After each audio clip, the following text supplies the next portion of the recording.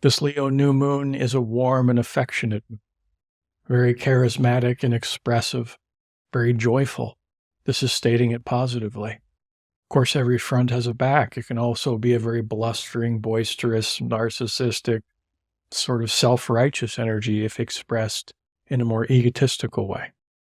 And that's my job as an evolutionary astrologer, is to really paint that polarity between light and dark, or more virtuous and egoic expressions of these symbols. How this might be seen amongst the collective as this energy flows through humanity. But then look at these energies on a more personal level. How can I work with these energies for my own betterment and evolution?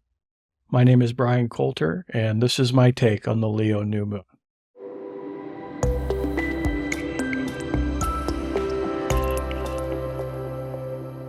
Before I dive into the symbols, quick announcement. I have an ongoing summer sale throughout August, 20% off of a birth chart reading. If you've never had a birth chart reading before, I highly recommend it. Even if you've had one before, evolutionary astrology does take a very unique perspective on the birth chart. So if you're interested, I'll put a link above, or I also have other products and services and classes. If you want to check those out, you can see this link here, bryancolter.com. With that being said, let's take a look. So as you can see, we got this beautiful Leo new moon. I gave a brief introduction about that right at the start. As this is happening, the significant events for the beginning, really throughout the entirety of August, is the Jupiter-Mars conjunction happening in the sign of Gemini, as Jupiter is squaring Saturn. Okay, so you have Jupiter-Mars squaring Saturn during this Leo new moon. This will become even stronger during the upcoming Aquarius full moon in a couple of weeks, and that'll be really interesting because that's when the DNC starts in America. So that will be even stronger because at that point, Venus will have entered the mix, and Venus will be opposed Saturn, creating what's called a T-square. That's going to be fascinating, but that's for next video. A primary evolutionary question to ask yourself during this new moon, since new moons are about new beginnings, is how can I be more expressive, Leo style, in my life? And how can I create a new, let's say, creative outlet or direction in my life where I can practice vulnerability through self-expression? Leo is known as the lion archetype. And a useful way to think about this is, where in my life can I roar like a lion? Where can I bust out my megaphone and share something, again, from a place of vulnerability, to leverage the creative energy of this event? And that's a generic approach to this Leo new moon. You can add more specificity to it by understanding where this Leo new moon is landing in your own personal chart. And this is where a little self-knowledge about your own chart is really important, because as you can see here, this Leo new moon is in the 10th house of this chart. It's not going to necessarily be in this house for you. So knowing where 12.5 degrees of Leo is in your own chart, you get a better idea of where this new beginning, this creative new beginning, wants to happen in your life. But even beyond that, our understanding of this Leo new moon is inseparable from our understanding of the Jupiter-Mars conjunction square Saturn. Let's start with Jupiter-Saturn, because this is the most significant here. Saturn and Jupiter are the two biggest bodies in the solar system, besides the sun. They are colossal sets of energies, and they're perceived as opposites in a lot of ways. For example, the classic names for these planets is Saturn, the greater malefic, and Jupiter, the greater benefic. And it is true, Saturn is usually perceived and described as a negative planet. And also on the other side, Jupiter is seen, perceived, and described typically in a positive light, the so-called lucky planet. Our interpretation of Saturn bad, Jupiter good has some grains of truth in it, but it's not a comprehensive understanding of these planets. And it's not like Saturn bad, Jupiter good, where they cancel each other out. Everything represents an evolutionary opportunity. And although I admit the energies of these planets are very, very different from each other, we can find an integration between the two. Let's start with Saturn. Every culture in the world that's had astrology, Saturn is always represented as the old guy, Saturn the elder, the symbol of wisdom and maturation. But in order to access that holy grail of working with Saturn in your life, you have to rise to a challenge. The metaphor I often use for Saturn is Mount Everest or, some colossal mountain. It represents a great work. And the nature of a great work is it requires diligence and hard work and endurance to climb that mountain to accomplish that great work. But Saturn also says, I'm not going to make it easy for you. I'm going to make that ascent exceedingly difficult. Hence why it's described as a negative planet, because humans will often equate difficult with unfortunate, and in that case, poor Saturn suffers. But if we can climb the mountain, the prize at the top is that dignity and self-respect and maturation as we claim that wisdom. So that's the pistachio nutshell description of Saturn, at least one core component of it. Now, Jupiter, known as the planet of luck and expansion, it does have this future orientation, looking at the future optimistically, trying to expand into a better future. And it's also the faith builder. And a beautiful evolutionary question to ask yourself during a Jupiter event is, how am I underestimating myself? And where in my life am I settling for too little? And if we have the audacity, and audacity is a beautiful word for Jupiter conjunct Mars, because Mars is about facing one's fears. Here, Jupiter is about expanding faith. And by facing your fears and figuring out where you're undercutting your own value and you lack self-confidence, and then boldly go where no man or woman has gone before, that Star Trek statement. Oh, that is so Jupiter-Mars. And the evolutionary logic in this is, if you have the temerity and audacity to explore in those directions that you previously, historically, have not, because of the artificial constructs of your mind, which is your own perceived limitations for yourself, if you're able to expand in those directions, that's when the so-called lucky planet Jupiter turns into Santa Claus and the toast lands butter side up, supporting you in those expansive directions. So obviously these two planets couldn't be much more different than each other, but here's the integration. Imagine you have a best friend. She's 39 years old. She has a successful career. She's married and they have no children. And she's running out of time regarding that. And her husband are wrestling with this question, should we have kids? And they decide, yes, they would like to have kids. So she takes some time off from work and they have a beautiful, healthy baby boy or girl. And now we fast forward in our story. It's about 5 or 6 years in the future.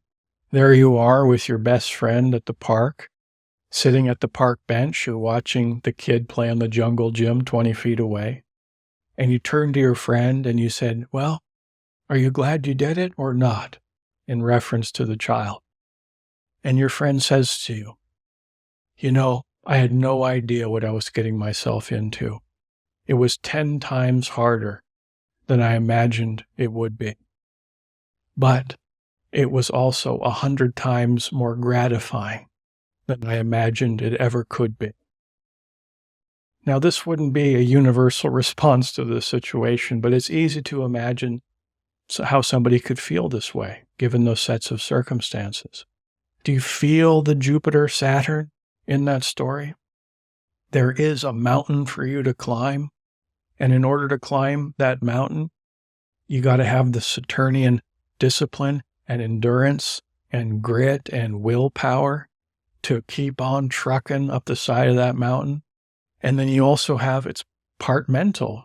You have to have faith that you'll make it to the top. I've heard boxing coaches say that boxing is 90% mental, 10% physical. Now, from the ignorant, semi-fan, I don't really like boxing that much, but, from my place of ignorance, I'm like, really? 90% mental? But I could imagine how that could be the case.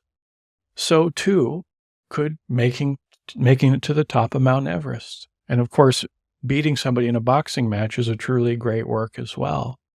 You have to have faith that you can win. You have to have the confidence that you believe in yourself. And Jupiter, since it represents on the positive side Santa Claus merrily bringing gifts to your doorstep, if you can make the ascent to the mountain, again, Saturn's promise, the Lord of Karma, the planet of consequences, and that includes positive consequences. If you can make it to the top, you receive that holy grail of Saturn the Elder, the symbol of wisdom, dignity, and self-respect, but also the Jupiterian magic of a stronger faith in yourself. I'll also mention that Saturn is in the sign of Pisces, the visionary. And this speaks to the benefit of practicing some form of meditation or visualization exercise to help you achieve those Saturnian goals. And I just created a custom meditation on my other channel, Meditation Nexus, that is perfect for the Jupiter-Saturn square. I'll put a link above if you're interested. This Jupiter-Mars conjunction is happening in the sign of Gemini, known as the archetypes of the communicator and the storyteller. Here it is happening during this Leo new moon, a very creative set of energies. A good question to ask yourself is it time for me to speak up? Now, we don't need to take that necessarily literally, like some set of ideas that you need to belt out to the world, although in some cases that might be appropriate for some folk. But it could also be a very private thing. Imagine that you have this goal to accomplish a great work of writing a 600-page sci-fi novel or something like that. That is Mount Everest. That's a mountain to climb. This is a good time to start, especially if you have these planets in creative houses of your chart, or perhaps the third house of writing, fifth house of creativity, where it's time to speak up. Mars, wherever Mars is in your chart, it's time to sharpen your will and develop your courage. Here it is in Gemini, the sign of the voice. Now, ideally, it is about expressing yourself so other people can see it, because Leo, the lion, likes an audience. But as long as you're just creating, that's good. Now, let's say you're not interested in a more formal expression of the arts. That's totally cool. You just ask yourself the question, how can I practice vulnerability through self-expression in my life? Maybe it's as simple as you feeling a little bit of fear or trepidation about speaking a truth to somebody you really love, somebody close to you. Maybe it's a good time to speak up, to expand in the faith of your own ability to communicate compellingly what it is you have to get across. So far, what I'm describing here is positive evolutionary intentions of working with these planets. Now, there can be very negative dynamics. Energy cannot be created or destroyed, only aimed by the level of one's consciousness. So we can express these ways in a more powerful, love-based, virtuous expression, much of which I've been describing here. Or we can express them in a more forceful, egoic way, which is a more stress-based set of energies and will create more stress-based events and situations into your life. And a more egoic expression of this, Leo new moon plus Mars conjunct Jupiter in the sign of Gemini, there can be this expansion of ego inflation with Jupiter, and we couple that with the aggressive Mars, the war god, in the sign of communication. We can have very aggressive, boisterous, blustering speeches. They can come across as very boastful, hot air, very narcissistic. And with all the level of, let's say, polarity consciousness at peak in many countries of the world, where we're so divided, where we forget where we truly come from, which is the same place, we're very much into polarity consciousness as opposed to unity consciousness. So this set of energies, when expressed egoically, very much will drive us further apart. But as long as we can work with these energies positively, constructively for our own betterment and evolution, and we ask ourselves, okay, how can I boldly go where I have not gone before? How can I ride this jet stream of positive energy towards the accomplishment of what I consider to be a great work, without the expectation of outcome from other people, because that's the ego trap. But as long as we can come from this love base, I'm going to roar like a lion, I'm going to be vulnerable, I'm going to be creative, I'm going to really tap into this fiery, expressive energy and to just let it out. And if nobody understands it, don't be stoic. Move on to the next person or people if you want to express to an audience. But it is about achieving that holy grail at the top of the mountain. The dignity, the self-respect, the bravery, the courage, and the faith in oneself. And the more faith you build in yourself, and this is Jupiter's promise, the more faith you build in yourself, the more easily you will be able to express that magical quality with Jupiter out into the world, where you begin to place your faith and attention on other people, and it causes them to have more faith in themselves. And that's the more magical side of Jupiter, where it's a very powerful, let's say, coaching energy, where you're able to share that inspiration and faith with others because you feel it so sincerely in your own heart, because you've already done the prerequisite work yourself to grow into this expansive Jupiterian quality. These are the core evolutionary intentions, with the goal being to expand our consciousness.